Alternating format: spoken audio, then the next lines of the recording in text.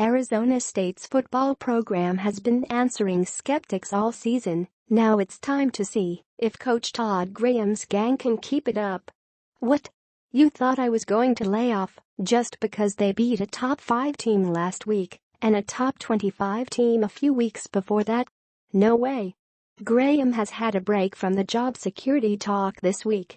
He's earned that. But now we need to see if he can prove it wasn't a fluke against Utah on Saturday. The way ASU 3-3-2-1 has picked up its play since the start of the season and since last year has me thinking the Sun Devils could qualify for a bowl game, and I wouldn't have imagined that going into the year.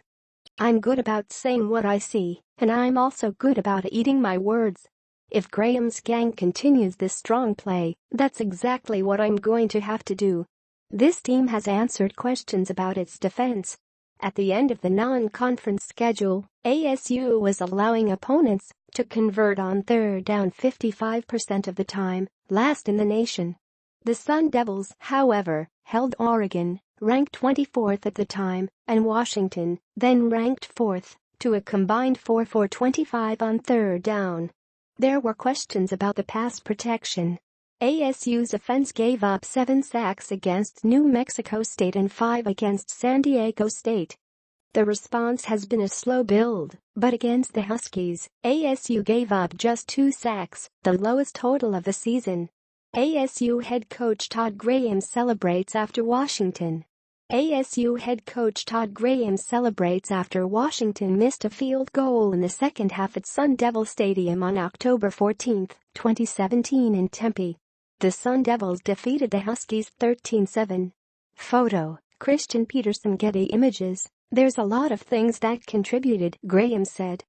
We didn't hold the ball, he said, praising quarterback Manny Wilkins for quick decision-making. We got the ball out on time. We protected better.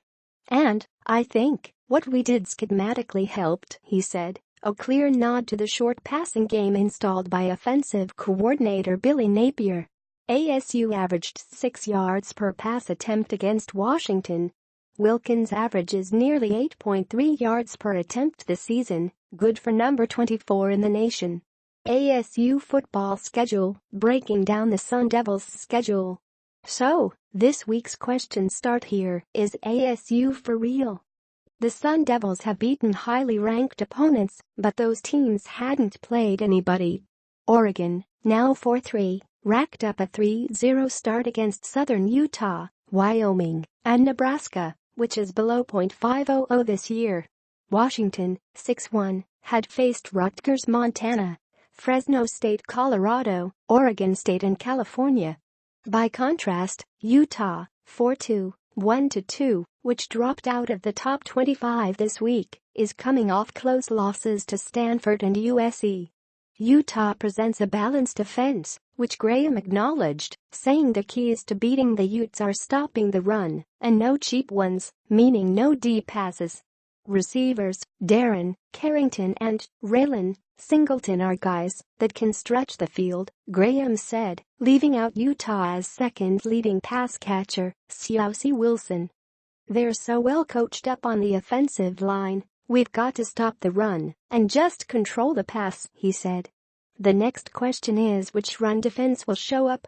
2 of the best backs in college football, SDSU's Rashad Penny and Stanford's Bryce Love, ripped the Sun Devils for more than 500 yards combined on the ground. But Oregon and Washington gained only 211 rushing yards combined. Utah's top back Zach Moss is no slouch. He hit USC for 141 yards on the ground. Against Stanford, Moss had 80 yards on 5.3 yards per carry. But there's one more question. Can the Sun Devils win on the road?